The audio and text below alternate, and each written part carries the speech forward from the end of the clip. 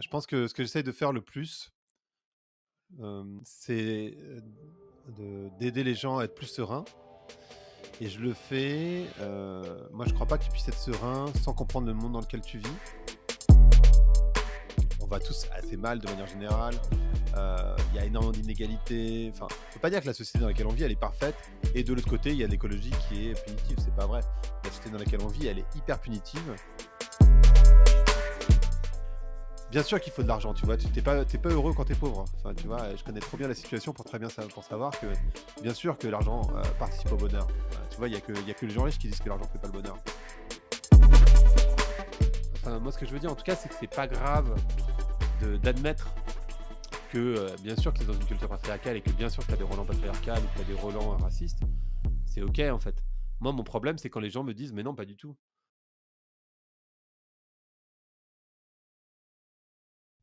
Zo, 1, 2, 3, on est live.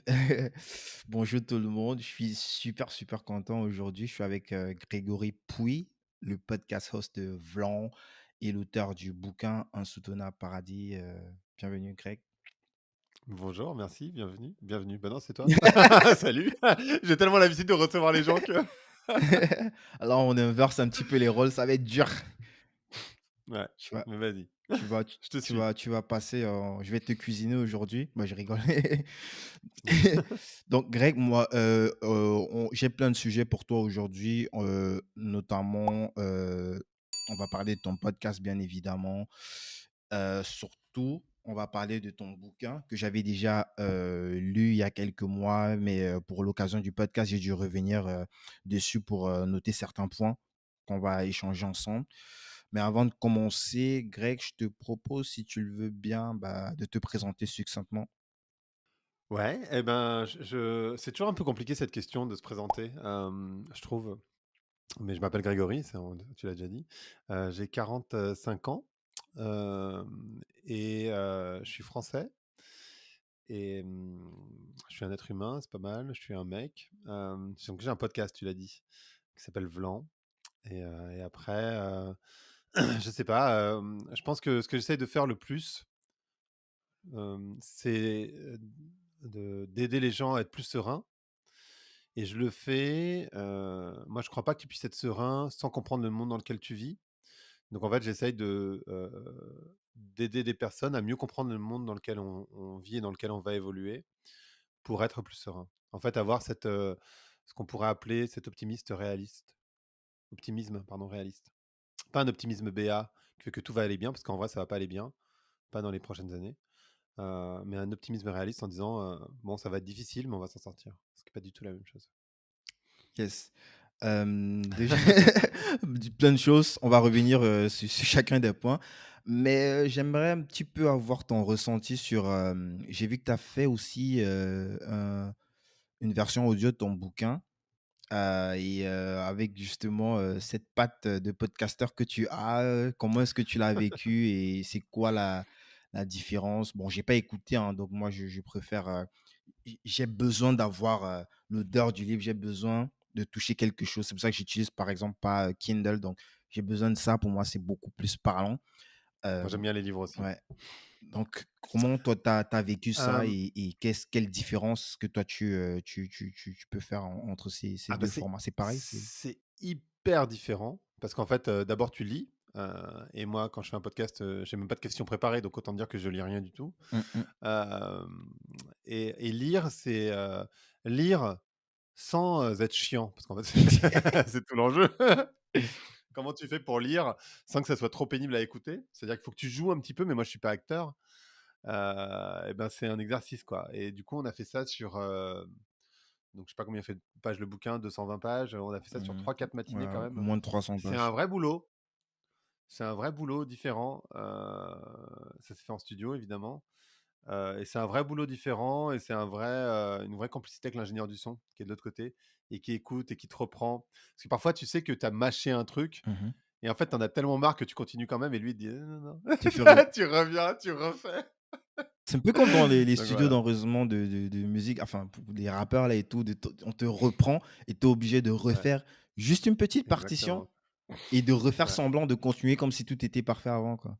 Exactement, exactement. Donc c'est un vrai exercice de style, en fait. Yes. Et comment toi tu l'as vécu? C'est quelque chose que tu pourrais te prêter au jeu? À nouveau, tu veux dire? Ouais. Ouais, sans aucun problème. Ouais, ouais. Bah, tu sais, on a fait ça entre Noël et jour de l'an, parce que c'est un moment où j'avais du temps. Mmh. Parce qu'en fait, ça bloque quand même, 3-4, après matinée intégrale, tu vois? Ah C'est ouais. quand même beaucoup de temps. Et donc on l'a fait entre Noël et jour de l'an et on s'est assez bien entendu. Il y a juste une fois, pour l'anecdote, où je suis arrivé en vélo et il pleuvait des cordes et je suis arrivé, j'étais trempé, mais trempé, quoi. Et du coup, je me suis mis pieds nus il m'a mis le chauffage, je me suis mis pieds nus parce que mes pieds étaient trempés, j'ai enlevé mes chaussettes, tout était trempé, quoi. Et du coup, je me suis mis en chaussettes, à pieds nus, dans le studio et j'ai mis mes chaussettes sur le radiateur, tu vois? Enfin, on avait cette sorte de relation qui était assez cool, quoi. Mais voilà, pour la petite anecdote, c'est pas un long fleuve tranquille. Je Il y a une partie de l'audio qui sera mouillée, quoi. Exactement, exactement. Yes.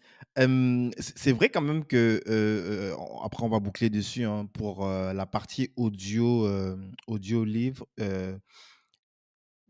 c'est pour certains bouquins, je prends le cas par exemple du bouquin de Sarkozy, je me rappelle plus du titre.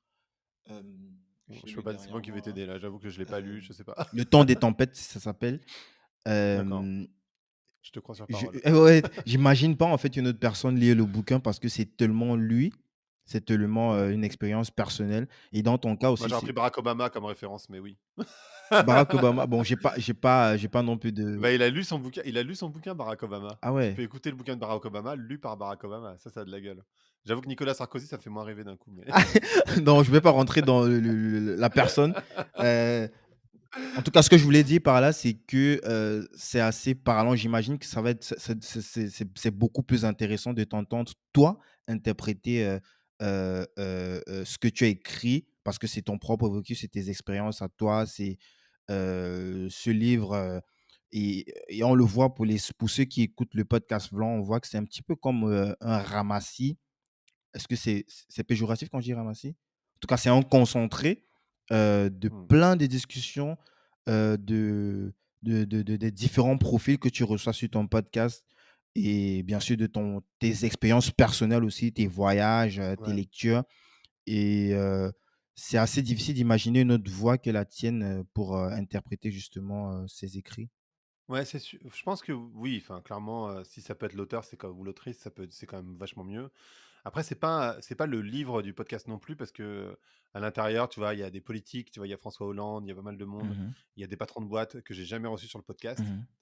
et qui, sont par contre, dans le livre. Et en fait, ce que j'ai fait, pour certaines personnes, pas toutes, je les ai aussi enregistrés en audio, ce qui fait qu'en fait, sur le site web du livre, tu as accès à des audios, qui ne sont pas sur le podcast. Ah ouais, c'est original ça se Ouais. Sur, insoutenableparadis.fr, je pense, ou OK. .com, je sais plus ce que j'ai fait. Et en fait, tu as accès à 2-3 interviews en plus, Mmh. qui ne sont pas sur le podcast. On va mettre ça en Parce que, par exemple, description. Pascal Desmurger, le PDG de la Maïf, Mmh. il est pas sur le podcast. Par contre, il est enregistré et il est, sur, le site de Insoutenable Paradis. Yes. On va mettre ça en description, ça c'est assez intéressant. Je te Et en fait, à la base, je voulais même mettre parce qu'en fait, pour la mémoire, je l'ai sorti, en mars 2020, donc juste avant le covid. mmh Et il faut se souvenir qu'avant le covid, le QR code était un concept, c'est-à-dire que personne ne les utilisait. mh. Aujourd'hui, tout le monde a compris comment ça marchait un QR code. Et à la base, je voulais faire, des QR codes où tu avais accès aux différentes conversations au fur et à mesure que tu avançais dans le livre, si tu voulais aller plus loin. Et je ne l'ai pas fait parce que les QR codes, personne ne les utilisait.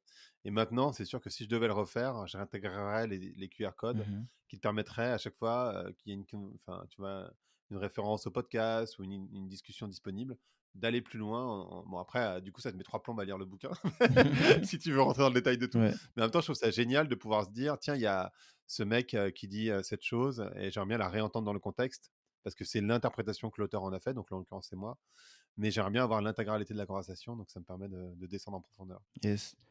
Hem, Greg, moi je vais être assez cash avec toi. Moi je suis assez, j'ai limite une allergie, lorsque j'écoute justement des personnes qui parlent d'écologie, pas que c'est pas un sujet, important, c'est hyper, hyper important.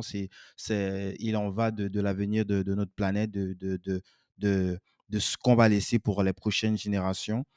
Mmh. Mais en fait, la façon dont ce sujet est traité en général par les médias, on a l'impression qu'on est en train de se faire sermonner, qu'on va nous expliquer la vie, on va nous expliquer, comment est-ce qu'on doit manger, s'asseoir, vivre chez nous et tout, tu vois? Et lorsque ton bouquin, il est sorti, je te cache pas que j'ai eu cette première sensation, Je surtout comprends. avec, moi, je viens du Cameroun, je suis né là-bas, j'ai grandi là-bas, donc je suis vraiment un pur produit africain et si je regarde un petit peu, on a à peu près 2 milliards de gens qui vivent, avec moins de 2 dollars par jour. Donc ces gens, ils s'en foutent de l'écologie, tout ce qu'ils veulent, c'est bouffer, c'est de donner à manger à leurs gosses. Donc tu pourras, leur expliquer ce que tu voudras, ils ne vont pas s'intéresser à ces Mais en problèmes. même temps, ils ont pas d'impact, hein. Donc en fait, leur empreinte carbone, l'empreinte carbone, d'une personne en Afrique, enfin, je sais pas, l'Afrique, c'est un continent, donc c'est un peu difficile, tu vois? Il y a tellement Mmh. de pays, enfin, il y a 35 pays, donc il y a 35 réalités différentes, mais et je connais pas celle du Cameroun spécifiquement, mais en moyenne, en Afrique, l'empreinte carbone, c'est 1 tonne par an par personne.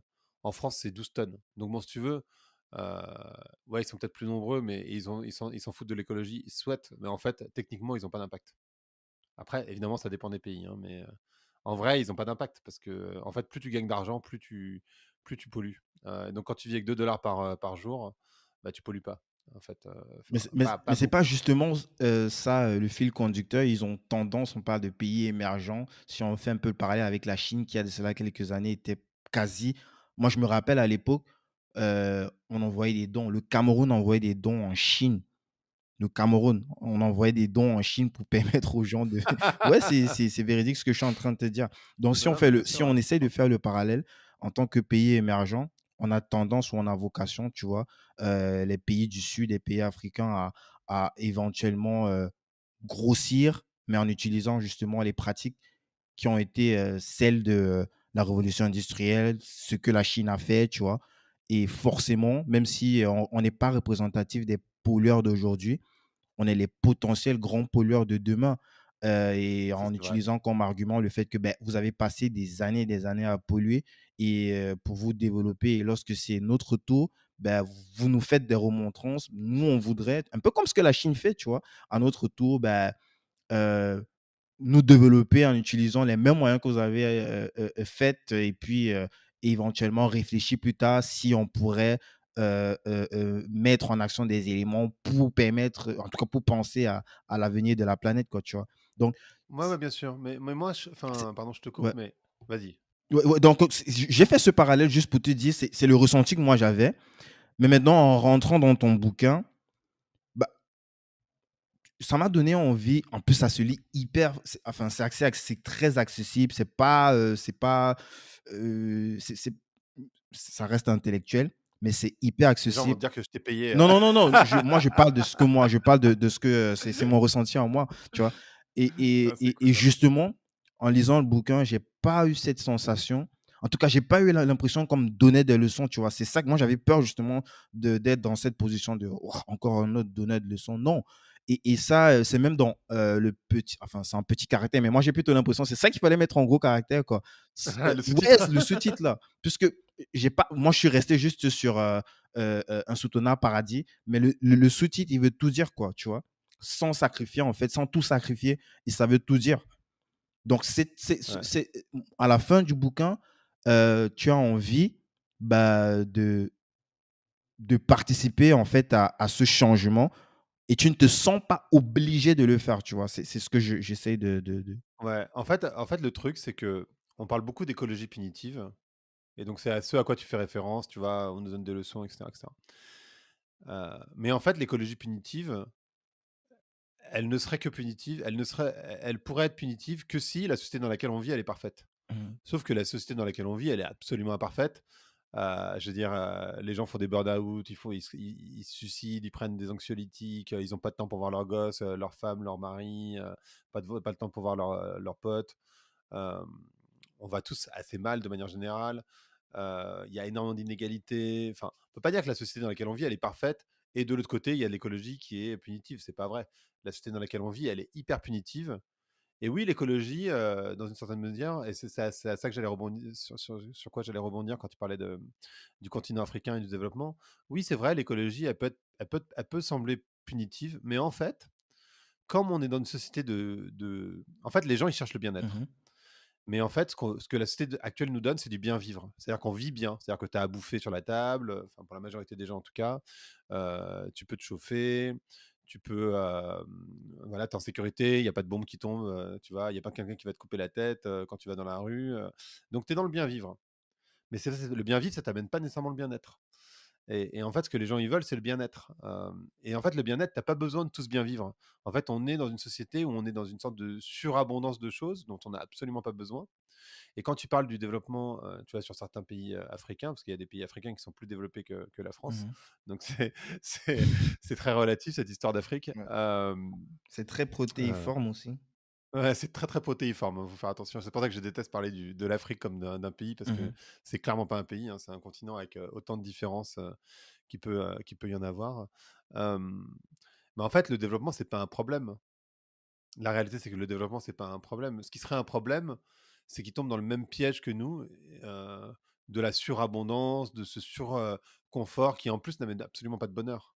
Tu vois, le fait que les gens, ils aient, une voiture individuelle par personne, tu vois, ce mythe de la liberté par la voiture, le fait que, les gens, ils aient, 15 000 écrans en permanence, tout ça, ça mène pas c'est du bien vivre, mais c'est pas du bien-être, tu vois? Et en fait, on est allé trop loin dans ce sens-là et en fait, moi, ce que je défends, c'est que si tu changes ton rapport au monde, bah, en fait, tu déconsommes naturellement et en fait, c'est même pas une souffrance, c'est pas un sacrifice parce qu'en fait, en vrai, l'essentiel, il est pas là et tu le sais très bien.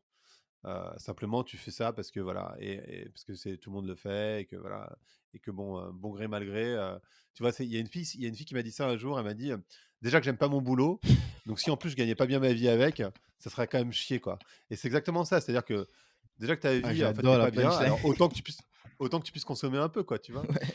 Parce que sinon ça sert à rien, enfin, tu vois? C'est pourquoi tu vas courir dans une putain de roue de hamster hein, si, tu vois? Enfin, si tu peux même pas en profiter un petit peu, tu vois? Sinon ça sert à rien de courir dans cette roue, il y a rien au bout de cette roue, en fait, je pense que les gens, ils sont à peu près au courant quand même qu'il y a rien au bout. Donc donc concrètement, bah, ouais, bah, tu consommes, tu vois? Et ça, en fait, ça peut se déconstruire, et moi je crois vraiment, que c'est ce qu'on est en train de faire en tant que société.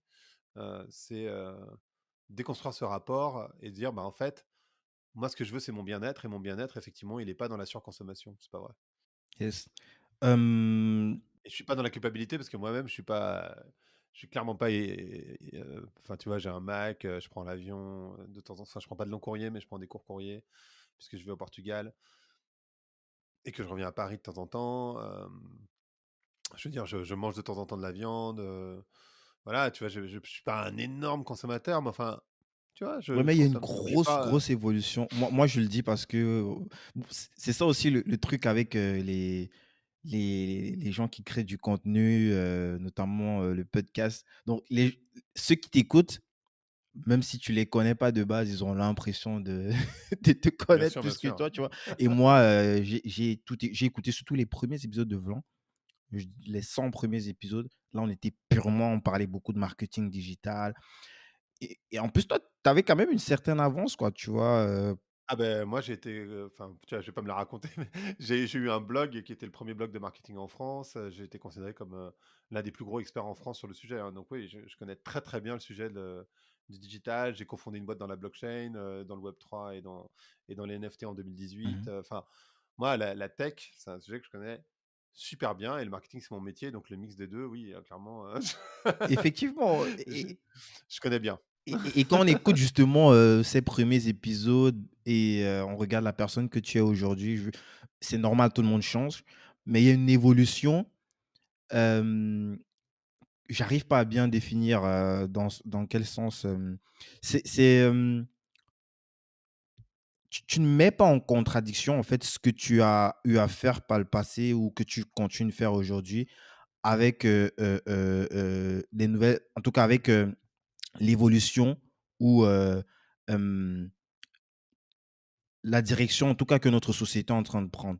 C'est-à-dire, tu mets pas les 2. Tu mets je ressens pas, en tout cas, que tu mets 2 camps en opposition, mais tu cherches à trouver juste, un point de conjoncture, notamment, tu en parles aussi dans le bouquin, la façon dont tu interviens, tu interpelles les grands groupes, ou d'autres, personnes qui parlent d'écologie auront plutôt tendance à dire: «Bah, peut-être il faut abat, je sais pas, Sanofi ou Coca-Cola», tu vois? Toi, tu vas plutôt on a l'impression que tu dis: «Bah, eux, ce sont les early investisseurs de tous les projets qui pourraient permettre, d'améliorer, notre écologie, notre planète, quoi».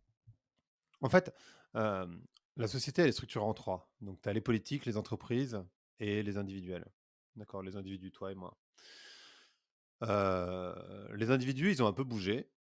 Les politiques, en fait, ils ont pas beaucoup de pouvoir.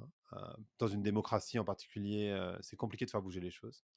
Et en fait, les entreprises, elles sont à la base du problème. Donc faut pas oublier ça non plus, hein, mais en même temps, parce qu'elles sont à la base du problème, c'est il y a qu'elles qui peuvent le résoudre, tu vois? Enfin, il y a un moment donné, Mais pourquoi il y tu a pas dis que qu'elles qui les peuvent le entreprises, elles résoudre. sont à la base du problème? Puisque si on Parce que part sur parce la que parce définition, que ils répondent à un problème, peut-être le problème, en fait, c'est en nous, fait, c'est le consommateur. pourquoi je le dis? En fait, je m'appuie sur un bouquin, bon, c'est un néerlandais, mais journaliste au New York Times, donc le titre est en anglais, désolé, mais qui s'appelle Winners Take All. Et le mec a un nom imprononçable, donc je vais certainement pas essayer de le prononcer. Mmh.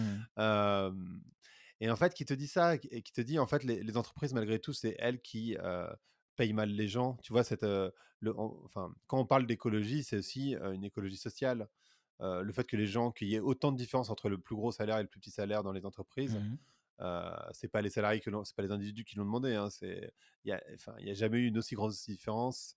Même si tu reprends 40 ans en arrière, tu vois, les différences étaient de 7-8. Mmh. Tu vois, il y avait un facteur de 7 ou 8 entre le plus petit et le plus gros. Mmh. Là maintenant, c'est genre 40, 50, 70. C'est complètement ouf en fait. Ouais, Et ça, c'est les entreprises qui l'ont créé. Le fait que on te fasse croire à travers le marketing que tu as besoin de ci, tu as besoin de ça, que si tu fumes des clopes, tu es plus cool. Alors ça, c'est plus vrai, mais si tu, par exemple, si tu as une grosse voiture, tu es un mec, tu es plus un vrai mec, tu vois, je dis n'importe quoi. ouais. Mais il y a eu ça pendant des années, tu vois, qui était vachement sur le patriarcat.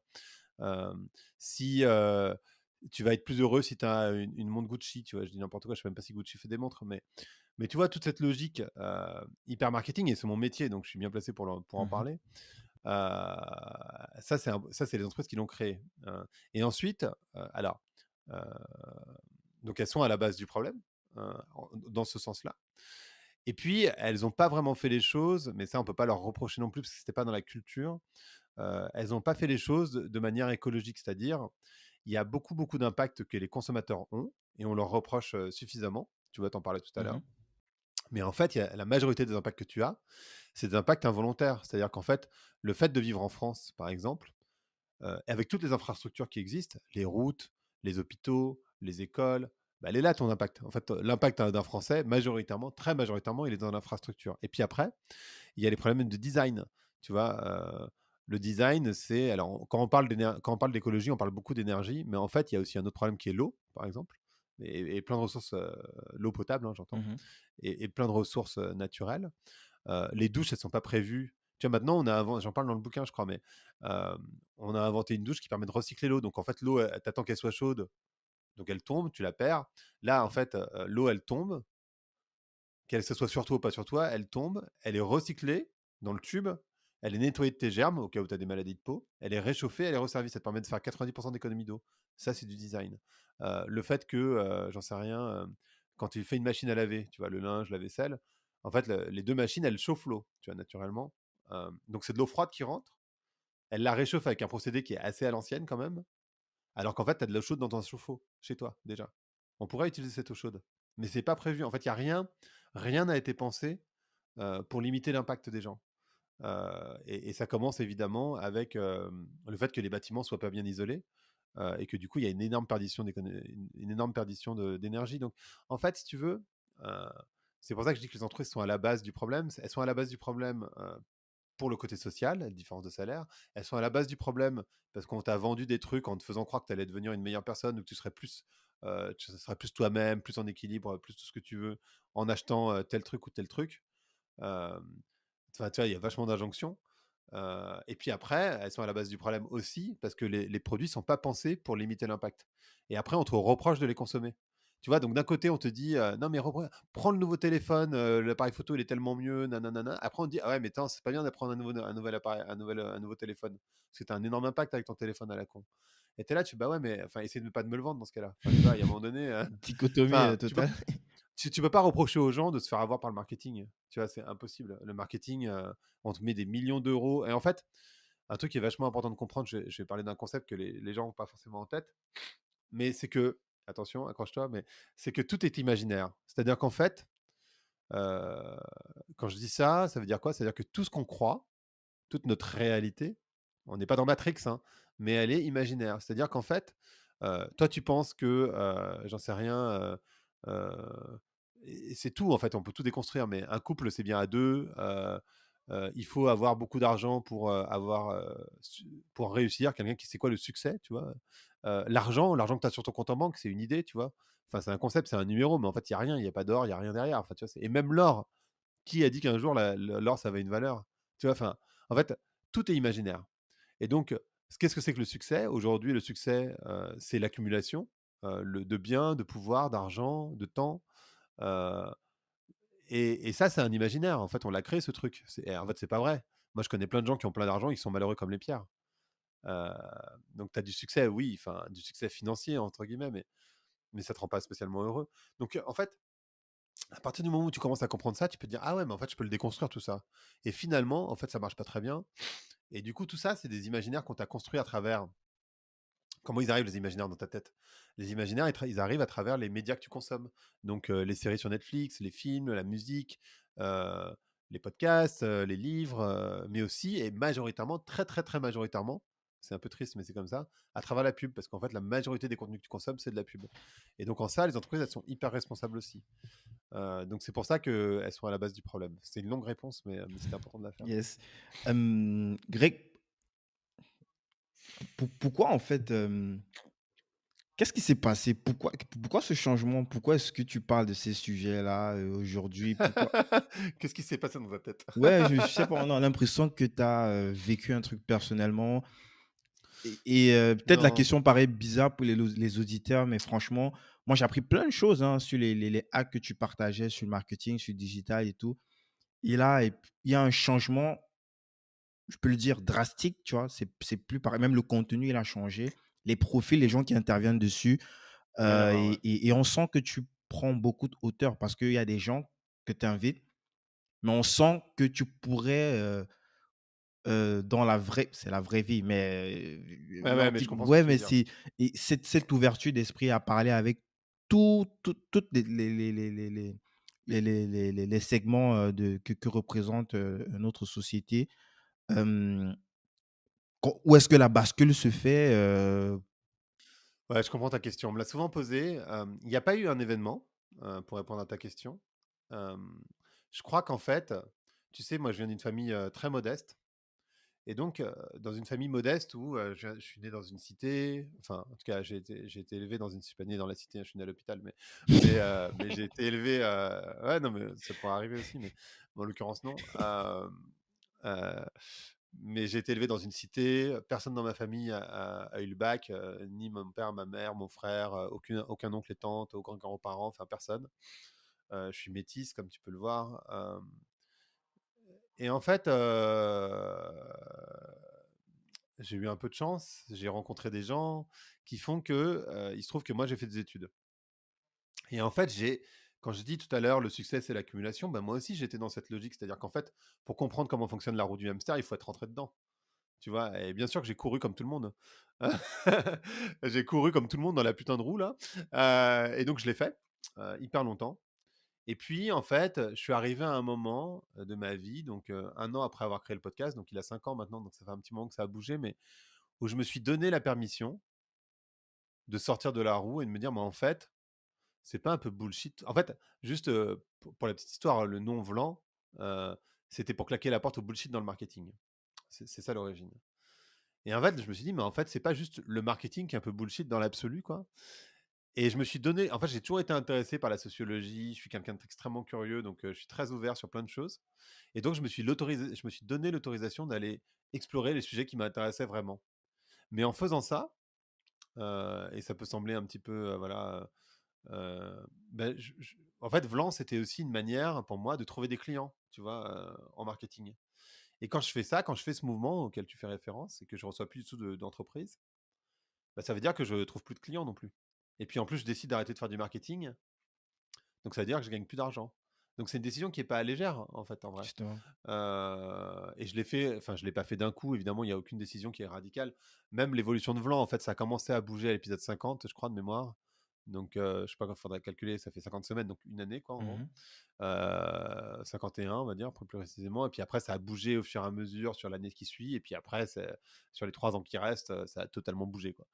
Donc ça, déjà, ça s'est fait de manière progressive.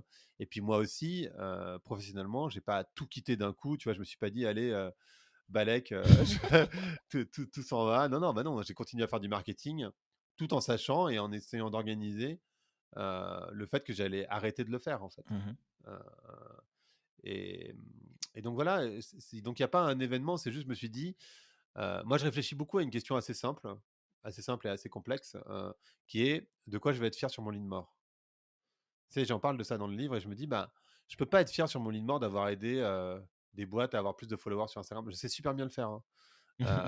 Mais tu vois, est-ce que je vais être fier d'avoir aidé cette marque à vendre plus de shampoings? Ou est-ce que je vais être fier sur mon lit de mort d'avoir aidé, je sais pas qui, à vendre, je sais pas trop quoi? Bah non, tu vois? Enfin, pas vraiment. Tu vois? Après, je pourrais toujours me rassurer en me disant: «Bah oui, mais avec les gens qui étaient proches de moi, j'ai été gentil, nanana». Ouais, bien sûr. Mais il y a un moment donné, tu as besoin de t'aligner un tout petit peu quand même, en tout cas pour moi. Je reproche pas, tu vois, aux gens, ils font ce qu'ils veulent, mais moi, sur mon chemin, on va dire, j'ai eu besoin d'aligner un chouïa plus et donc de me dire: «Ben, en fait, ouais, le marketing, je fais p je il y a on est face à un énorme challenge en tant que société et mon métier participe au problème et pas à la solution. Et ça, pour moi, c'est pas gérable. OK. En gros, c'est ça. Maintenant, pourquoi est-ce que toi, tu as choisi, le canal du bouquin? Tu as déjà un podcast qui fonctionne plutôt bien, tu as plein de personnes qui t'écoutent.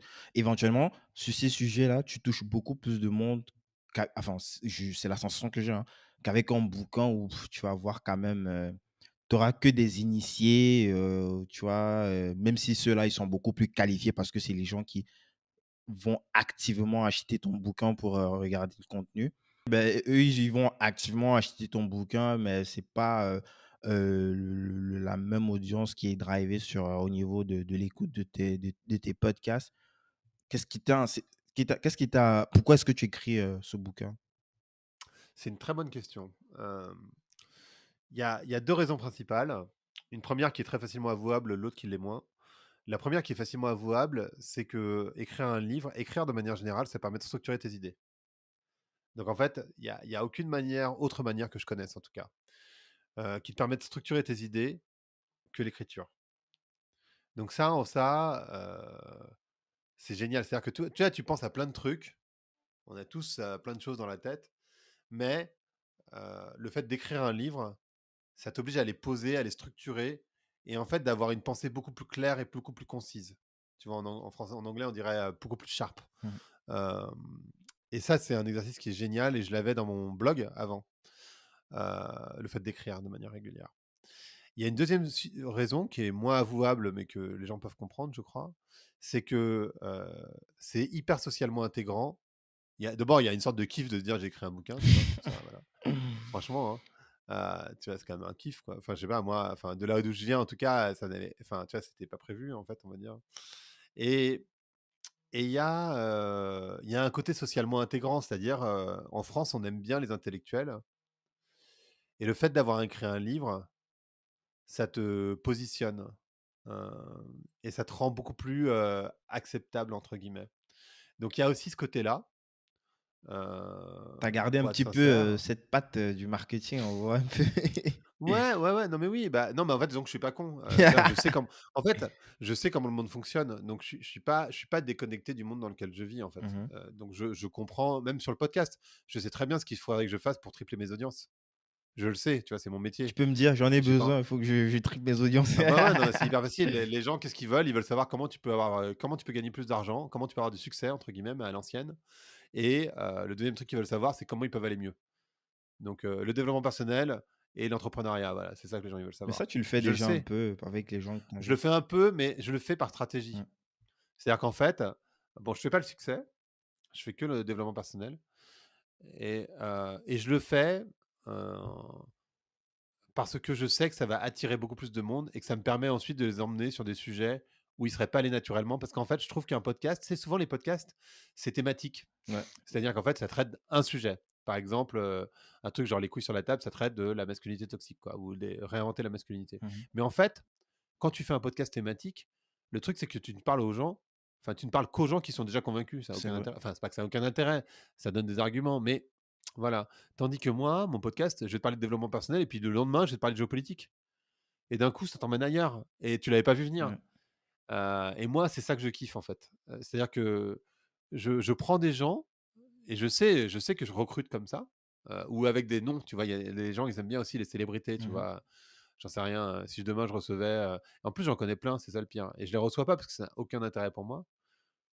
Mais si demain je recevais, tel acteur, telle actrice, tel, champion de foot, tel, je sais pas, chanteur, et j'ai accès, mais en fait, qu'est-ce que de quoi on va parler?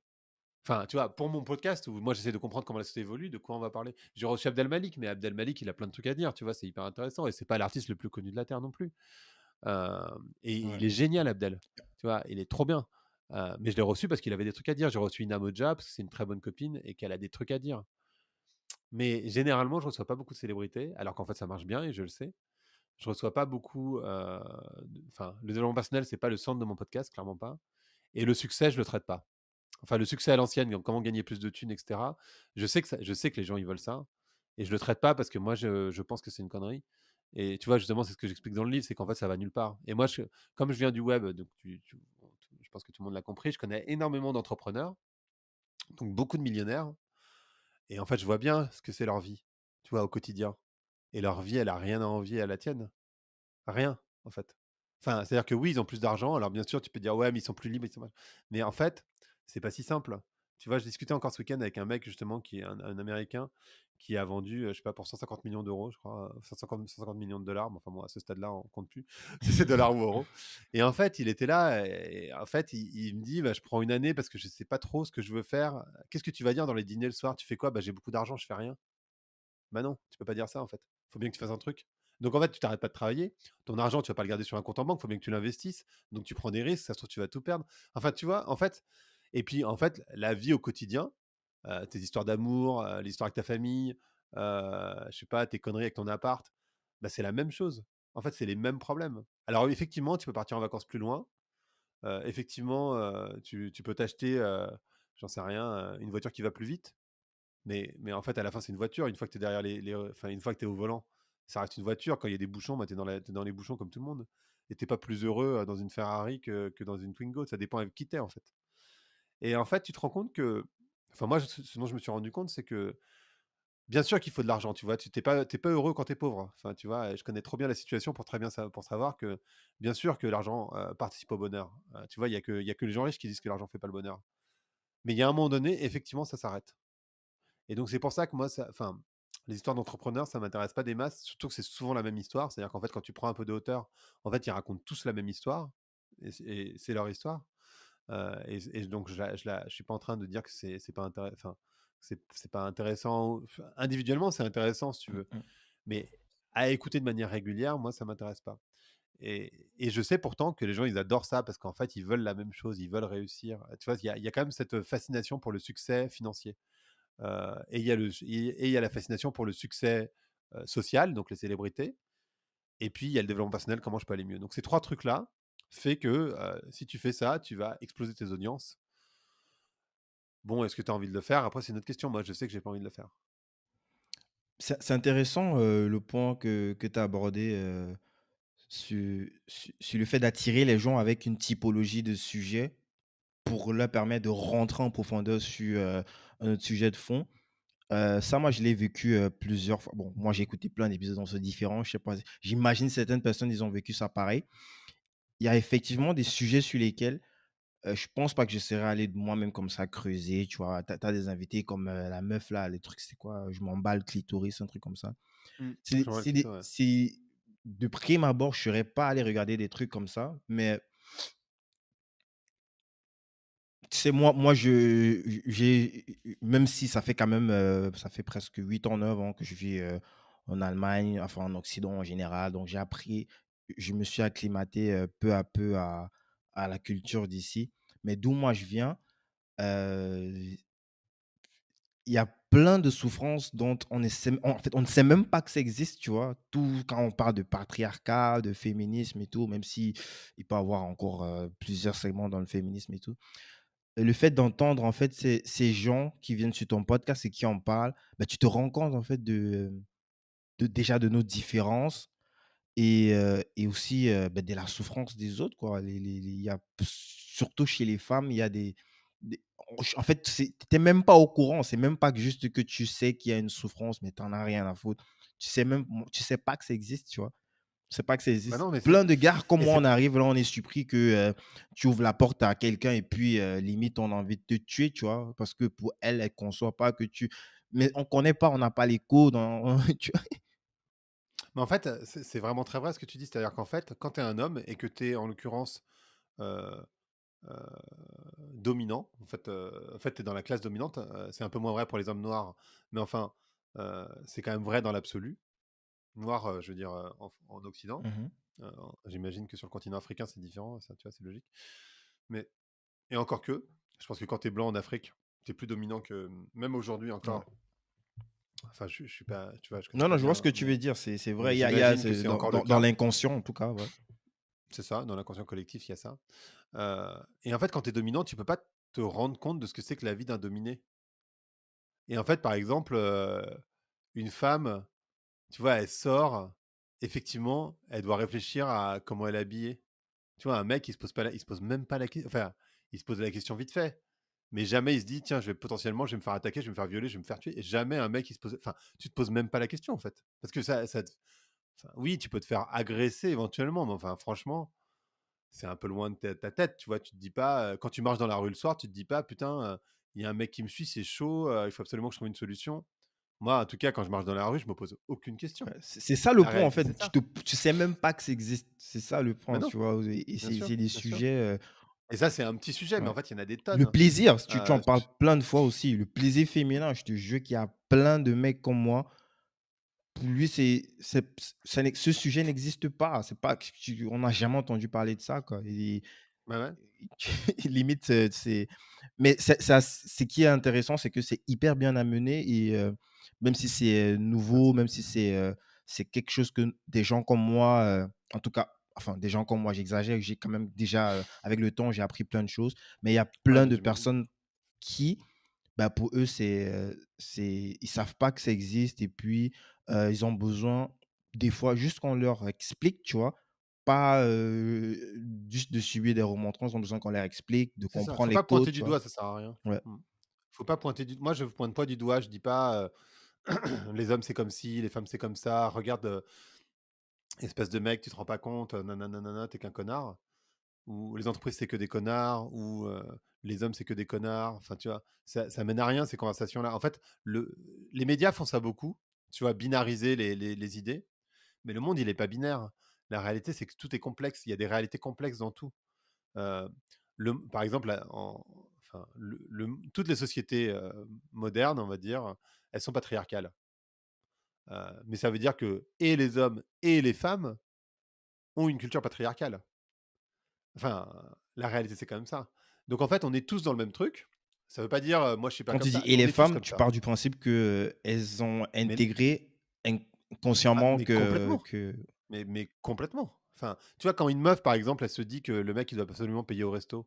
Quand, une meuf, elle attend que, enfin, quand c'est le cas, ça par hein, contre nous je on a dis pas que intégré quoi, que, ben, heu, ouais, mais en fait, c'est complètement patriarcal. Enfin, je veux dire, à quel moment le mec, il devrait payer au resto? Ça n'a aucun sens.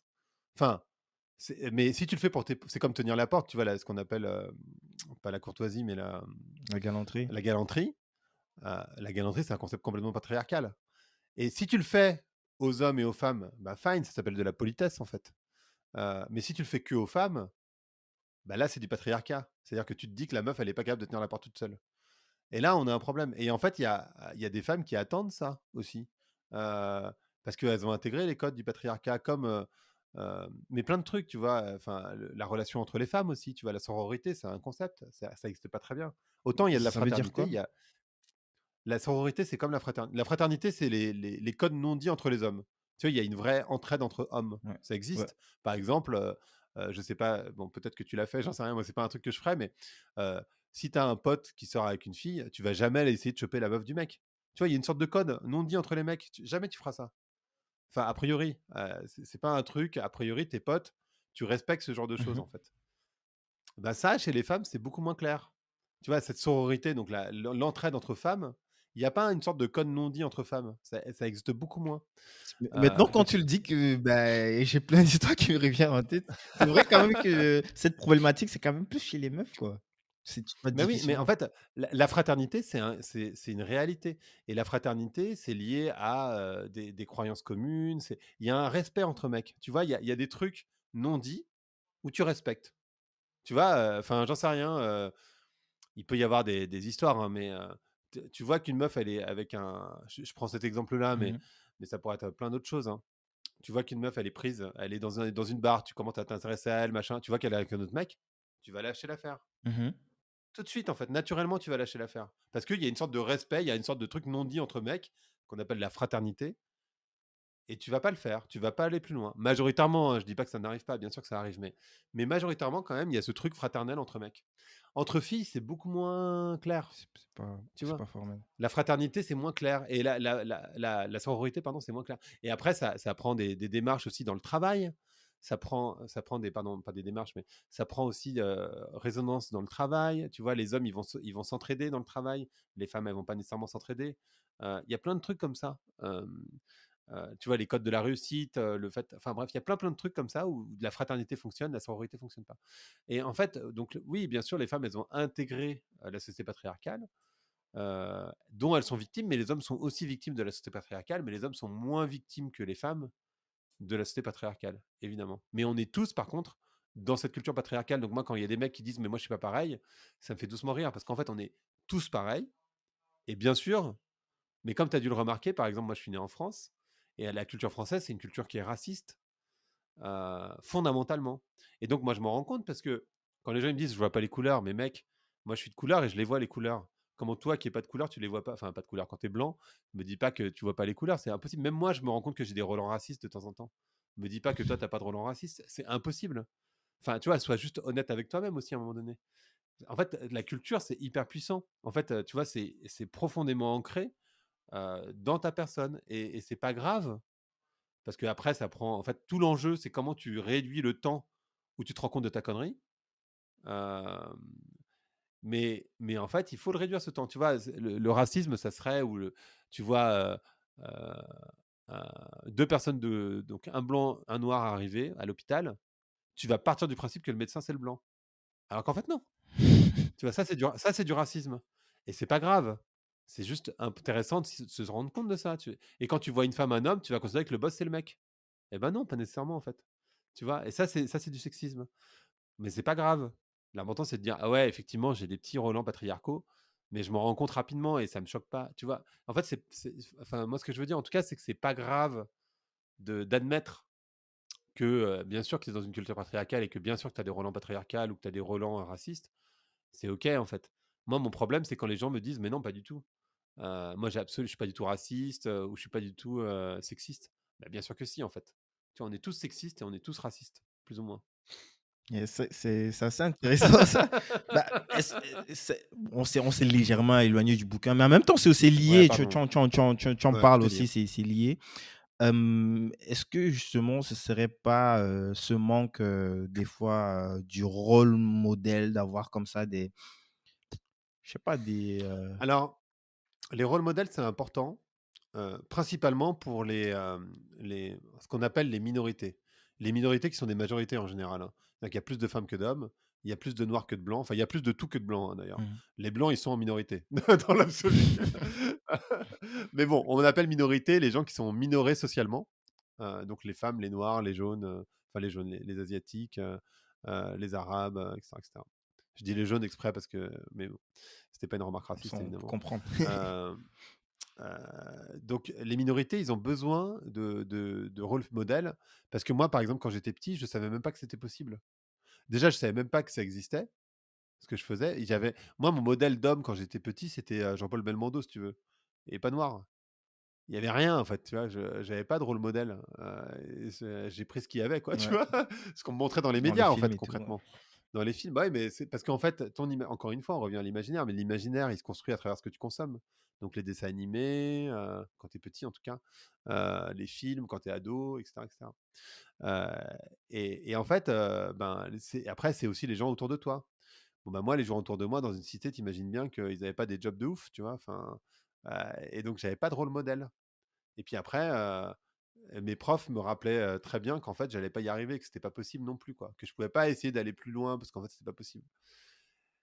Et donc oui, les rôles modèles, c'est vachement important parce que ça te permet de te dire: «Bah, en fait, si, c'est possible». Un noir, il fait pas que du sport ou il est pas que chanteur de rap, quoi. Yes. Tu vois? Il peut faire d'autres choses. J'en Heu, parle un petit peu aussi avec, Anthony Bourbon de ce sujet-là et moi, ce qui me fait peur justement, c'est, lorsqu'il faut rajouter en fait des quotas. Je sais pas c'est où se situe, ah, les quotas. la En li fait, les moi, ça me fait quotas, toujours à chaque fois peur. Je me dis: «Bah, si, on a besoin d'avoir, juste les meilleurs, bah, au fond, on s'en fout que ce soit un garçon, une fille, un noir, un arabe». Même si je reste conscient qu'il faut travailler dès la base, le fait de potentiellement avoir des représentations de chaque segment pour créer des rôles modèles. Et j'arrive pas, j'ai pas la réponse, hein, mais ben, moi, je vais te donner mon avis, en tout cas, là-dessus. C'est que évidemment, tu as raison. Je pense que n'importe qui te dira que évidemment, tu as raison, mais plusieurs choses. Pour ce qui concerne la fluidité sociale, heu, c'est prouvé en France, en tout cas, que, il faut 7 générations pour changer de classe. Donc en fait, il y a pas de fluidité sociale. Les riches, ils restent riches, les pauvres, ils restent pauvres. Donc en fait, si tu fais pas ça, tu vois ce qu'a fait Sciences Po, par exemple, bah, en fait, les pauvres restent pauvres et ils iront jamais à Sciences Po, c'est impossible. Tu vois, ça n'existe pas, en même fait. s'il y a un travail à la Donc base, même s'il y a un travail à la base, parce qu'ils savent même pas que Sciences Po existe, parce que en fait, t'as pas les codes, t'as pas lu les bons bouquins. Enfin, moi, je vois bien, quand je suis arrivé en prépa HEC, bah, moi, j'avais lu aucun des bouquins. Les gens qui étaient avec moi, ils avaient lu tous les bouquins, ils avaient même pas besoin de les lire, tu vois. Ils sont arrivés, nous, on avait genre 15 bouquins à lire, tu vois, pendant les vacances d'été, entre la terminale et la prépa. Moi, j'en avais lu aucun. Bah, mes potes, ils avaient tout lu avant, en fait. Parce qu'en fait, c'est leur culture, la famille, les bouquins, ils étaient dans la maison, voilà. Enfin, t'es pas égal, c'est pas vrai de dire que t'es égal. Enfin, quand les gens ils disent self-made man, mais tu vois, self-made man, c'est un concept aussi. Enfin, je veux dire, personne n'est self-made man. Quand tu es né en France, quand tu es né au milieu de l'Éthiopie, bah, c'est pas pareil en fait. Tu peux pas dire que c'est pareil, c'est pas vrai en fait. Et quand tu es né dans une bonne famille et quand tu es né dans une cité, bah, ou quand tu es né dans une famille où il y a deux enfants et quand tu es né dans une famille où il y en a huit, bah, c'est pas pareil. C'est pas vrai de dire que c'est pareil. Tu vois, donc en fait, il n'y a pas de self-made man. En fait, tu as tout un contexte et les gens que tu rencontres. Voilà. Et en fait, les quotas, pour moi, c'est un mal nécessaire. Un mal, là où tu as raison, c'est que c'est un mal, mais c'est un mal nécessaire. Parce qu'en fait, si tu les fais pas, en fait, ça ne changera jamais. En fait, ça permet déjà de casser, par exemple, quand dans un conseil d'administration de boîte, tu commences à voir des femmes, tu commences à voir des noirs. Mais en fait, les gens et les autres, ils s'habituent aussi. Parce qu'en fait, à la base, enfin, si tu prends, même si on retourne 20, 30 ans en arrière, tu mets une femme dans un conseil d'administration, les autres, ils vont être là, genre, mais qu'est-ce qu'elle fait là, quoi? Elle est venue servir le café, pourquoi il y a une assistante au conseil d'administration? Enfin, ça va être ça la ouais, c'est réflexion, vrai. tu vois? Et si tu casses pas ce truc, mais en fait, les hommes blancs, donc les dominants, euh, ils vont jamais se poser la question, en fait. Ils vont même pas se rendre compte parce qu'ils sont entre eux. Donc, quand tu parlais tout à l'heure de toi-même par rapport aux femmes, tu peux pas te rendre compte que tu es dominant parce qu'en fait, c'est ta position. Tu vois, tu réfléchis pas sur ta position de dominant, c'est impossible parce que tu n'en souffres pas de ta position de dominant. Donc, tu peux pas c'est compliqué de la remettre en question, ta position de dominant. Mais donc, c'est important de faire face et de te dire: «Ah ouais, tiens, c'est marrant, c'est vrai qu'il pourrait y avoir d'autres femmes, d'autres noirs», et ça, en fait, s'il y a pas de quota au début, bah, tu casses jamais. Par contre, les quotas, c'est un mal nécessaire. C'est-à-dire qu'au bout d'un moment, il faut arrêter les quotas. Mais on en est loin de ce moment-là, en fait, parce qu'on n'est pas du tout équilibré encore. Ou Il y a trop de racisme et il y a trop de sexisme dans la société encore pour arrêter ça. c'est hyper important ce que tu dis, mais en même temps, ça je reste toujours, sur j'ai toujours ce point d'interrogation. Si je te prends peut-être un exemple qui est drastiquement à l'opposé, je crois que c'était aux États-Unis, avec, toujours cette même histoire de quotas, dans les universités. plein de familles parce que généralement, apparemment, les Asiatiques, les Chinois et les Japonais, ils sont hyper, hyper performants dans ces grandes universités, surtout les trucs scientifiques. Ben là, avec ces trucs de quotas, ils se sont retrouvés exclus pour, en tout cas pour une bonne partie, pour, permettre d'intégrer justement, les noirs qui, justement n'ont pas ces opportunités-là. Mais au fond, à la fin, le «perdant» entre guillemets, bah, c'est, l'établissement qui essaye d'avoir les meilleurs. Je dis pas que, les ceux qu'on a fait rentrer par le biais des par le canal de ces quotas, ils sont pas bons, mais est-ce que l'objectif de base, ce n'est plus, c'est plus ça, quoi, puisqu'on essaye d'avoir les meilleurs pour pouvoir, continuer de driver, je sais pas, soit l'université, soit le pays pour garder cette le pole position par rapport, Ouais. Mais en fait, alors d'abord, tu as des gens très intelligents, de toutes les couleurs. ouais, Ça, c'est j'ai le ah, premier tu truc vois, tellement c'est ou de tous difficile, les je sais même genres. pas comment on dit les choses sans être Non, mais en sans fait, sortir un si, petit si, peu mais de je vois très bien ce que tu veux dire. Je pense que tout le monde comprend. Mais la réalité, c'est que c'est le job de l'université de rendre ces gens-là meilleurs. C'est leur job, en fait. Donc tu prends quelqu'un, il n'y a pas quelqu'un qui naît avec un talent incroyable et qui est super bon à la naissance, c'est pas vrai. Il est bon parce que, il a enfin moi, par exemple, parce que mes parents, ils ont pas eu la culture, d'aller au musée, bah, moi, j'allais pas au musée quand j'étais petit, c'est pas enfin et en fait, c'est une culture que j'ai dû apprendre au fur et à mesure. Heu, Quand tu es petit, que tu as l'habitude d'aller dans les musées, qu'on t'apprend ce que c'est que le beau, qu'on te je sais pas, que tu as des bouquins disponibles à la maison, que c'est calme, que tu peux le lire, que tu as pas nécessairement une télé qui t'abrutit, enfin qui t'abrutit plus ou moins là, d'ailleurs, ça va trop loin, là. ça dépend comment tu la consommes. Non, mais ça dépend ce que tu consommes et combien tu la consommes.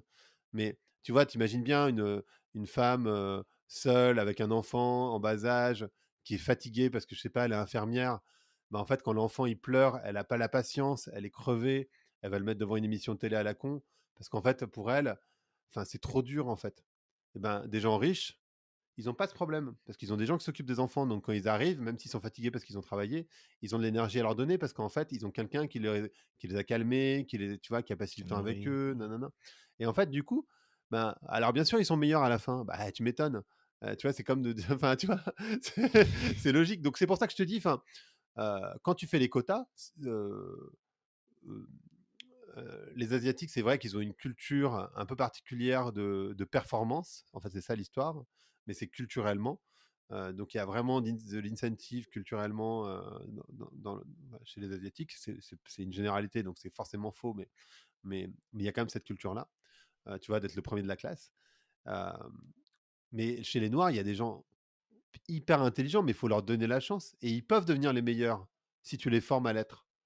Mais simplement, tu peux pas dire que parce qu'ils n'ont pas eu la chance au début, eh ben, on va continuer à pas leur donner la chance. Tu vois, c'est horrible, Mmh. de se dire: «Bah, en fait, ils sont noirs, donc bah, du coup, bah, on va les laisser dans leur pauvreté, en fait», tu vois? Ouais, C'est même pas qu'ils sont bêtes par design, tu vois? C'est même pas qu'ils sont bêtes par naissance, mais comme ils ont été et encore, il y en a qui le pensent, tu vois? Qui pensent que, parce que, il croit qu'il y a faut une faire vachement corrélation attention. avec la race, en fait, entre, Non, c'est pas tant ça, mais tu sais, il y a beaucoup, en tout cas, en particulier dans la psychologie positive, cette logique, détermination, c'est-à-dire en fait, parce que, dans ta famille, il y a eu ça, il y a eu des traumas, alors toi, tu dépends de ces moi, je traumas et déteste ça. nanana.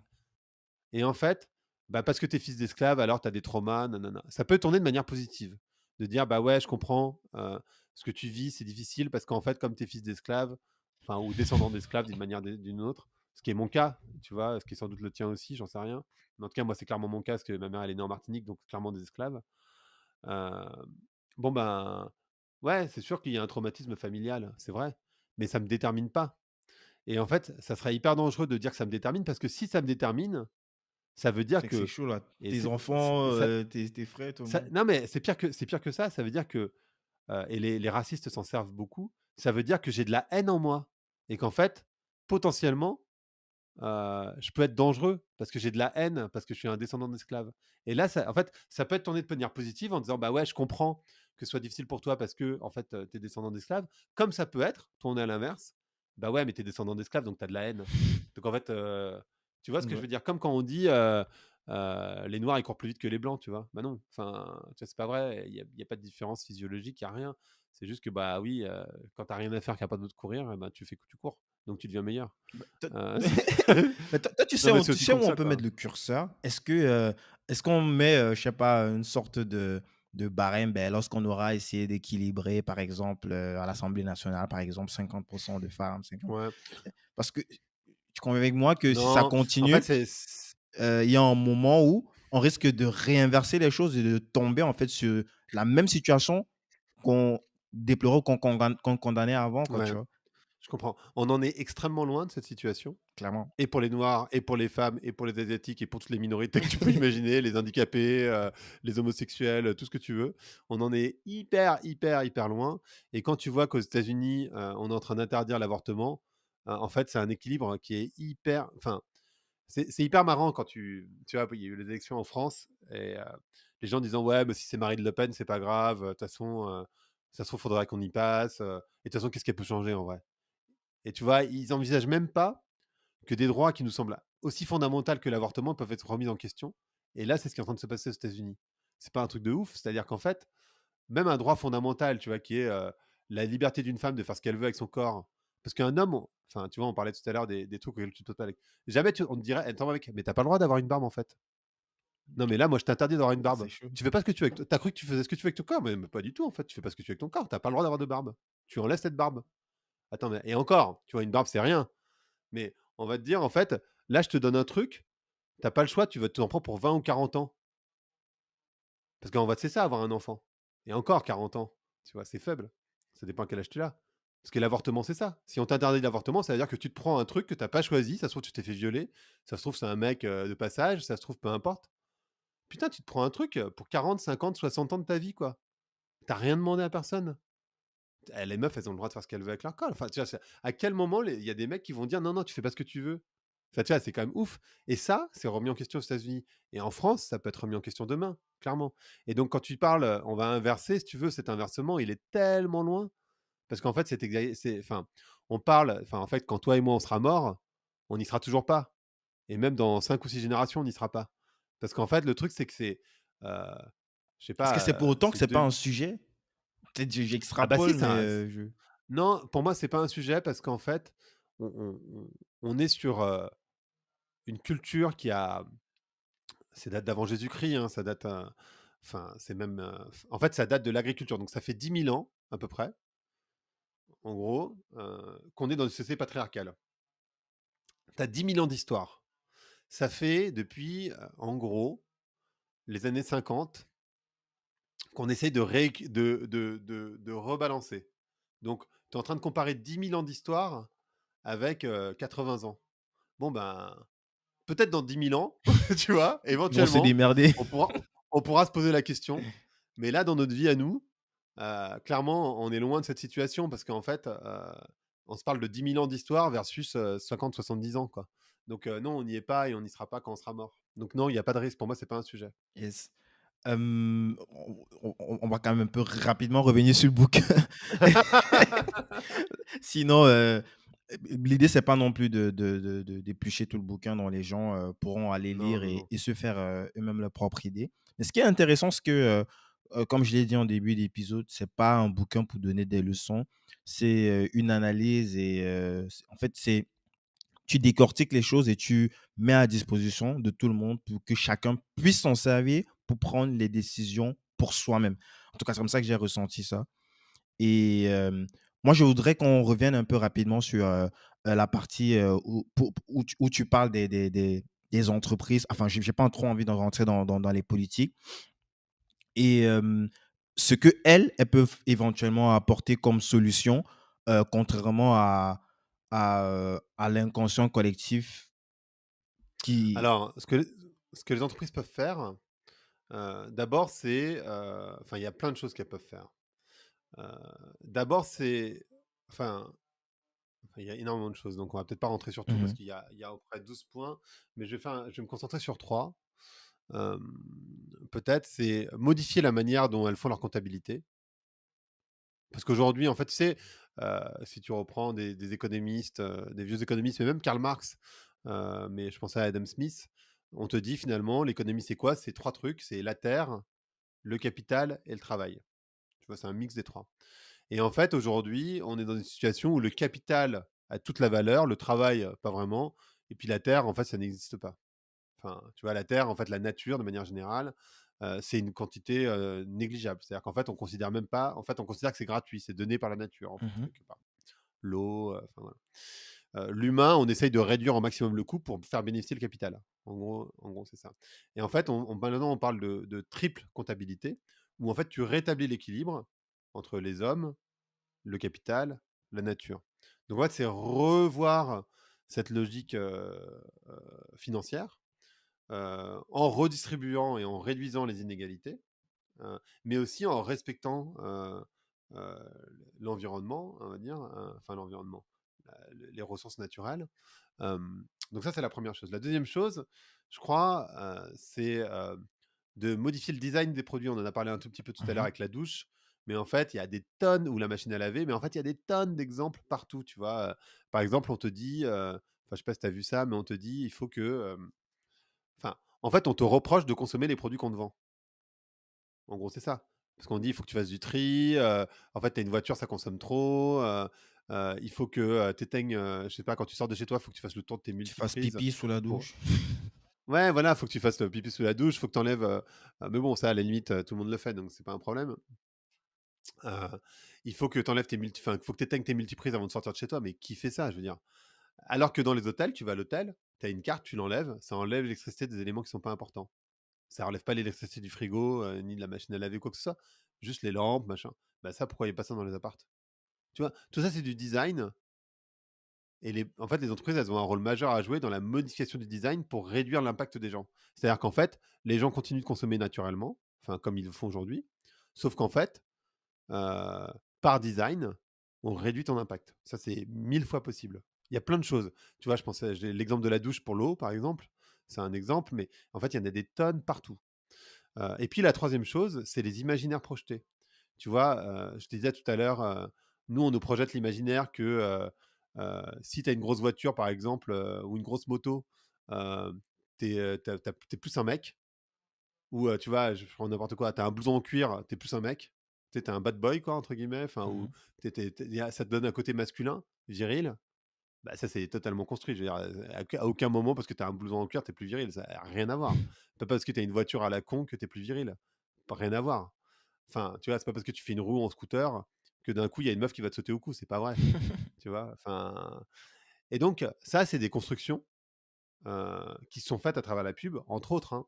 Et je crois que les marques, elles ont un rôle majeur à jouer, par exemple, dans la construction des imaginaires. Et en fait, de rendre cool le fait de voyager en France, ou de voyager de manière locale sans prendre l'avion, de rendre cool le fait de posséder moins, de rendre cool le fait d'être dans la circularité, Mmh. de pas posséder, mais d'utiliser, par exemple, ce qu'on fait avec les trottinettes, tu vois, ou les vélos qui sont en libre service. De rendre cool ça, bah ça c'est un imaginaire. Rendre cool le fait de marcher, tu vois, enfin, truc simple, hein. D'aller en forêt, tu vois, plutôt que d'aller consommer dans un parc, ou dans un magasin, ou dans un centre commercial. Ça, les marques, elles ont un gros rôle à jouer là-dessus.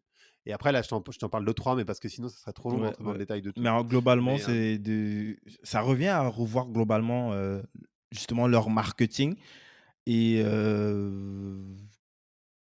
est-ce que ça pourrait fonctionner étant donné que c'est basé généralement sur ce qu'est l'être humain en fait, quoi? C'est basé sur les biais cognitifs, sur la façon dont nos neurones sont câblés, tout peut et fonctionner, bien sûr.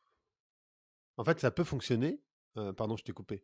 Mais non, c'est pas de souci. ça peut fonctionner tout simplement parce que c'est ce que tu dis. Le cerveau humain, même si on se croit tous plus intelligents que la moyenne, en fait, notre cerveau, il n'a pas évolué en 10 000 ans. En fait, un cerveau, ça met, pour toutes les espèces, c'est à peu près la même chose, ça met 100 000 ans, 150 000 ans à évoluer. Ouais, les Ça gens, ils évolue vont avoir lentement. des difficultés à visualiser ce que tu es en train de dire. Mais non, parce Je qu'en fait, conseille l- pour mieux, matérialiser ce que tu es en train de dire dans le bouquin Sapiens. Avec ça, tu réussis à prendre assez de recul sur, l'espèce, en tout cas sur l'homo sapiens et les espèces dérivées. en en fait, ce qu'il faut comprendre, et c'est, tu vois, on se fait tous piéger, par exemple, par Instagram, Facebook, les réseaux sociaux. On dit, non, mais moi, j'arrête demain. Mais t'arrêtes rien du tout demain. Parce qu'en fait, ça fait appel c'est des neuroscientifiques qui ont bossé dessus. Mmh. Les notifications, heu, tout ce système qui fait qu'en fait, tu y retournes et que tu perds un temps fou, que tu vas sur Instagram, tu y vas pour chercher un truc et en fait, tu restes une demi heure. En fait, on te vole ton temps. En gros, c'est ça. Hem, En moyenne, je sais plus combien de temps on passe sur les réseaux sociaux, mais c'est monstrueux et en fait, c'est simplement parce que ton cerveau en fait, on sait très bien comment il fonctionne le cerveau des gens. C'est hyper facile, hein. Les neuroscientifiques, ils l'ont analysé depuis des années, tu vois? C'est Et en fait, on peut complètement te manipuler quand les gens ils disent: «Non, mais moi je suis pas manipulable». Mais ta gueule, en fait, parce que bien sûr que tu es manipulable. Moi, je suis manipulable. Tout le monde est manipulable parce que notre cerveau, en fait, oui, c'est peut-être un peu difficile à entendre, j'en sais rien, mais en fait, le corps humain, la manière dont le corps humain fonctionne, il a pas évolué. En fait et c'est pour ça qu'on a du mal, c'est pour ça qu'il y a beaucoup d'obésité, par Ou exemple, alors parce que il le fait de manger évolue, autant de mais ça p demande un certain temps, donc non, mais ça prend plus qu'une vie, quoi, tu vois? ouais, Pour ouais, qu'un corps, il ouais, évolue. c'est pour Ouais, ça que c'est pour ça qu'on a je donne la référence du bouquin Sapiens, parce que là, ouais, quand tu toutes les évolutions, qui sont traitées à l'intérieur, ben, c'est à un temps qui est infinité enfin, qui est tellement grand. On va te parler de 50 000 ans ou de 100 000 ans pour, peut-être, quitter de la partie, où l'homme ressemblait au singe à quelque chose qui ressemble à l'être humain qu'on connaît aujourd'hui, en tout cas du point de vue physique. Et maintenant, au niveau du cerveau aussi, c'est des points qui sont traités. Là, tu peux mieux visualiser ce que tu es en train d'expliquer. exactement, exactement, exactement et c'est important de le comprendre, tu vois? Pourquoi il y a de l'obésité? Parce qu'en fait, on n'a jamais bouffé autant de sucre. Le sucre, c'est apparu au 16e, 16e, 17e siècle Mmh. et en fait, c'était un mets extrêmement rare que ton corps, ton cerveau, il adore le sucre, notre cerveau à tous, hein. Heu, mais maintenant, on en a partout du sucre, donc d'un coup, tu en bouffes et en fait, si tu, enfin, du coup, ça génère de l'obésité. Il y a énormément de gens qui sont obèses. Alors, c'est pas ça peut être aussi, génétique, attention, Mmh. mais, Une bonne mais en fait, majorité quand même, c'est à cause il y a du plein de gens sucre. qui sont parce qu'en fait, c'est par rapport à ce qu'ils mangent. Tu vois? Quand les gens, ils se disent, «Tain, j'ai trop de poids» et cetera, bah, c'est parce qu'en fait, tu manges trop majoritairement. C'est pas une question de sport. Le sport, ça représente un tiers de ta perte de poids potentielle, mais en fait, c'est juste que tu manges trop et on mange trop, mais en fait, parce qu'on est dans une société d'hyperabondance et en fait, il y a pas de secret, quoi et en fait, c'est juste parce que ton corps et pourquoi tu manges trop? Parce que ton cerveau, la manière dont il fonctionne, c'est que potentiellement, tu pourrais manquer. Ton corps, comment il fonctionne? C'est qu'il stocke. Il stocke parce qu'il sait que demain, il peut y avoir une famine. Alors que, enfin, tu vois, toi et moi, tu es en Europe, moi aussi, il y a pas de famine. Enfin, tu vois, il y a pas de famine. Enfin, ça existe pas. Mais ton corps, parce qu'il a pas évolué en 150 000 ans ou peu évolué, il sait qu'il peut y avoir une famine. Enfin, dans sa tête, en tout cas, enfin, dans sa tête, dans son mode de fonctionnement, il stocke parce que, tu vois, on sait pas. Alors qu'en fait, c'est plus du tout la réalité de notre société. Mmh. Et c'est ça, en fait, c'est ça qui est compliqué, peut-être, sans doute, à comprendre, c'est que effectivement le corps, il évolue pas et pour les oiseaux, pour, n'importe quel animal, c'est la même chose. Les corps, ils évoluent enfin les corps, ils évoluent pas, si vite que ça. Yes. Tu penses que les grands groupes, t'écoutent? Je sais que tu donnes souvent des conférences, et que, Ouais. tu as une relation plutôt, Les gens écoutent, tu sais pourquoi? Parce qu'avant d'être des grands groupes, c'est des humains dans un grand groupe. ouais, mais on sait tous comment ça fonctionne. C'est des Et grosses ouais, machines. Tu peux par avoir deux contre, trois personnes, deux trois gueuses là qui, disent: «Ah ouais, c'est cool ce que le mec dit», mais pour que ça remonte et que activement ça se ça déclenche, percole. ouais, Ouais, alors ça, c'est vrai. En fait, ce qui est bizarre, ce qui est difficile, c'est que les plus grosses structures, c'est celles qui ont potentiellement le plus d'impact et en même temps, c'est les plus dures à faire évoluer com et ça demande, que la tête de la boîte, même si je crois pas trop aux organisations pyramidales, elle change. Elle change dans le sens, pas forcément que la personne change, mais en tout cas qu'elle évolue dans sa manière de voir les choses. ouais. Il y a pas de Parce que secret. si on prend par exemple l'exemple, je connais plus son nom, l'ancien mec, l'ancien boss de Danone qui a sauté là, il était plutôt dans ce mindset-là. Il avait commencé à Complètement. actionner activement des choses et bah, les grands groupes, ils reviennent toujours à leur réalité qui est la croissance, la croissance, la croissance. Alors, c'était pas ça le problème chez Danone, avec lui en l'occurrence. Le problème, c'est que c'était un très mauvais manager. Il traitait mal les gens. Ah ouais. C'est ça le problème. C'est pas les résultats financiers le problème. Le problème, c'est qu'il traitait mal les gens. Ah, c'est vrai que je Donc, suis pas allé en profondeur des sujets, ouais, mais ouais, ouais, mais en fait, le souci, c'était ça. Mais donc, bon, c'est discutable pour Danone, en l'occurrence. OK. Ça a joué, hein, Mmh. je dis pas que ça joue pas, mais principalement, il a pas été accompagné par, la communauté des gens de Danone, finalement. Mmh. C'est quand même 80 000 salariés, Ouais, parce qu'il traitait mal les gens. OK. Yes. J'ai encore quelques petites questions là, je sais que je t'ai appris Vas-y. beaucoup de ton Ouais, temps. moi, il va falloir que je file de temps après. Yes.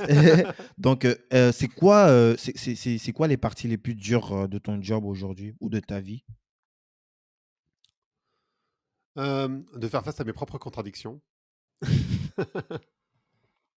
C'est dur. Avec tout le recul que tu as, Hem, avec tout en tant ouais, mais j'ai qu'analyste culturel, oui, oui, mais j'ai quand même des contradictions, évidemment, comme tout le monde, tu vois? Il y a pas de secret. Donc ça, qu'est-ce qui est difficile? Ah,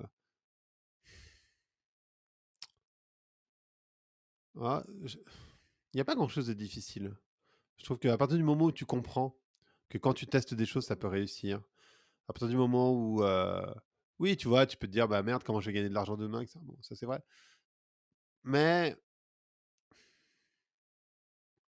je dirais pas c'est difficile. Je dirais pas c'est difficile. Heu, donc qu'est-ce qui est dur? De se challenger sans doute, de se remettre en question, de repartir à zéro, voilà. Je pense que ça, c'est le plus dur. comment est-ce que tu progresses? Par curiosité. La curiosité, c'est un atout incroyable. Parce qu'en fait, la curiosité fait que ça te rend humble, parce que tu sais pas. Enfin, tu vois, il y a cette phrase hyper connue, «Savoir qu'on ne sait pas», mais elle est vraiment vraie cette phrase. À partir du moment où tu es à l'humilité de savoir que tu sais pas, et que majoritairement tu ne sais pas, en fait, parce que tu peux pas tout savoir, ben, ça te rend humble et donc tu es pas en train d'affirmer des trucs à la con, et je pense que c'est la meilleure manière de faire d'évoluer, c'est d'écouter les autres, en fait. Tu apprends énormément des gens. Yes. Tu peux nous partager un de tes plus, grands regrets? Là, on va dans l'intime là. De pas avoir su ça plus tôt. Ah ouais, Le fait de pas avoir su plus tôt, que tout était possible. yes. Parce qu'en fait, je l'ai appris par expérience et sur le tard. Parce que moi, ça a commencé en première et ouais, bien sûr, j'aurais adoré savoir ça. Moi, quand je vois des entrepreneurs de 25 ans ou 24 ans, 20 ans, voire moins, je trouve ça incroyable. Tu vois? Je trouve ça génial, mais moi, c'est pas la vie que j'ai eue, je sais pas si ma vie, elle aurait été meilleure, tu vois? Sans doute pas, mais en tout cas, ouais, je trouve ça génial quand tu as 20 ans et tu te dis: «Putain, je lance une boîte». Moi, j'étais tellement dans des formatages différents, en train de courir dans ma roue. Tarot Heu, d'hamster. ouais, ouais, bien sûr. Donc C'est quoi ta plus grande fierté? ma plus grande fierté, c'est, ce que je fais aujourd'hui, c'est-à-dire, en fait, d'être dans le d'être fondamentalement et vraiment, je dirais, sincèrement dans le partage, à tous les niveaux et en fait, de voir, ce que font des gens qui écoutent mon podcast dans la vie, ils ont plus d'impact que moi et il y a Abdelmalik qui m'avait dit ça, il m'avait dit: «Tu sais, réussir, c'est au moins toucher une âme». C'est pas une question de chiffres, pour revenir à ce que tu disais au tout début. C'est toucher une âme. Si tu arrives à faire changer quelqu'un sur un truc, à faire se sentir mieux d'une manière ou d'une autre, bah, en fait, tu as réussi et moi, ça, j'ai réussi 1000 fois Mmh. et ça me rend hyper fier, et ça me fait extrêmement plaisir. Yes. Bah, s'il y a un bouquin là, juste un seul à part ton bouquin que tu devrais offrir à quelqu'un, ce serait lequel? Ah, il y a un bouquin que j'offre beaucoup qui s'appelle, «Apprivoiser son ombre», C'est qui? C'est de qui quel auteur comme? je me souviens plus Je l'auteur, vais check ça, on va mettre dans. mais «Apprivoiser son ombre», c'est un bouquin d'un Canadien, Mmh mh. et qui est sur, le concept donc c'est un bouquin de psychologie, Mmh. qui est sur le concept des ombres, donc plutôt, jungien Mmh. et c'est hyper intéressant parce que tu te rends compte qu'on a des ombres et que ne pas vouloir les regarder, c'est les nourrir. Mmh. Yes. Donc et c'est vachement important d'être au courant des ombres. Greg, est-ce que tu aurais un dernier mot pour, cette génération? Quelque chose d'impérissable, une bouteille à la mer? Ah, la fameuse, Ouais.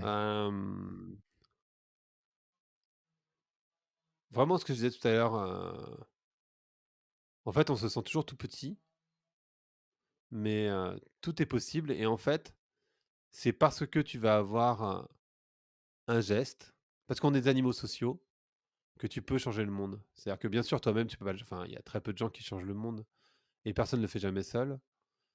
Il y a des gens qui ont plus d'impact que d'autres, Mais par les gestes que tu fais au quotidien, la réalité, c'est que tu as un impact sur le monde. Parce qu'en fait, il y a des gens qui vont faire la même chose que toi, Mmh. par mimétisme. Et donc savoir que tout est possible et savoir aussi que tu as un impact, tu as un vrai impact sur le monde. Yes. On te contacte où, Greg? Sur Twitter, Instagram, LinkedIn et c'est toujours Greg from Paris, Yes. On va mettre les liens partout. en description. Greg from c'est bizarre comme nom ça. Ouais, en fait, ça vient d'un vieux truc. En fait, ça vient d'un DJ qui s'appelait Dimitri from Paris, qui était à la mode quand moi j'étais jeune. Et en fait, quand j'ai créé mon compte Skype à l'époque, Mmh. Caramel aussi en 97, du coup, je l'ai appelé Greg from Paris. Et après, quand il a fallu ouvrir un compte sur un Twitter, non, quand j'ai ouvert mon blog à l'époque 2005, je l'ai appelé Greg from Paris. Et puis après, quand il a fallu aller sur Twitter en 2007, bah, je l'ai appelé Greg from Paris et du coup, c'est resté comme ça. Yes.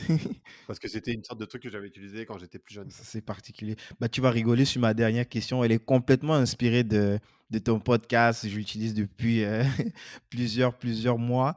Euh, Écoute, Greg, ce podcast s'appelle Débrouillard. C'est quoi pour toi un débrouillard? Un débrouillard, c'est quelqu'un qui sait voir les opportunités et qui les saisit surtout. Là, tu as la référence forcément avec Blanc. Ouais, bien sûr.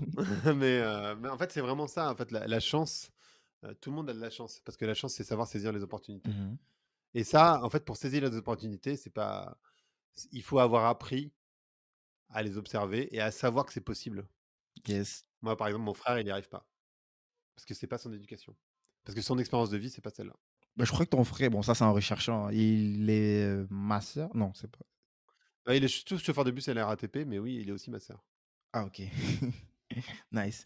Je sais pas où j'ai vu ça, mais je sais que je suis tombé sur. Non, non, mais il est masseur, ouais, ouais, bien sûr. Yes. Sur Instagram ou Bah, autre. je te remercie beaucoup. Merci Est-ce à que toi. tu me donnes encore 2 secondes? Il y a ce truc-là de Burning Man et c'est un truc. J'avais déjà écouté ça dans le podcast. Et tu as brossé aussi plusieurs pages là-dessus dans le bouquin. Est-ce que tu peux en parler juste 30 secondes avant qu'on ne. Ouais, Burning Man, donc c'est pour ceux qui connaissent pas, c'est un festival de musique électronique dans l'Ouest américain, dans le désert. Et c'est une société utopique parce qu'en fait, donc c'est un festival. C'est pas hyper cher pour rentrer entre guillemets, ça coûte 500 € pour les 7 jours. Mmh. Mais en fait, c'est une société qui est en autonomie. Donc en fait, il n'y a pas d'échange d'argent, il n'y a pas d'échange de rien en fait là-bas. Tout est donné, tout est gratuit. La bouffe, la nourriture, tout. Mais en fait, il faut que tu viennes avec ta propre nourriture, avec ta propre eau. Enfin, tout le monde vient avec cette capacité de se soutenir soi-même pendant les 7 jours. Mais après, quand tu te balades, en fait, il y a plein de gens qui te font des cadeaux en permanence. Donc, c'est une société gratuite. Et c'est aussi une société dans laquelle tu ne fais aucun déchet. Tu mets même pas d'eau par terre, rien.